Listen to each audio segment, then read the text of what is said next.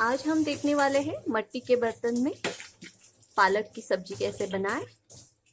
ये देखिए, उसके लिए मैंने यहाँ पे 1 पाव पालक इस तरह से चॉपिंग करनी है। उसी तरीके से 1 टमाटो यहाँ पे लिया है मैंने, वो भी बारीक इस तरह से काट लिया है।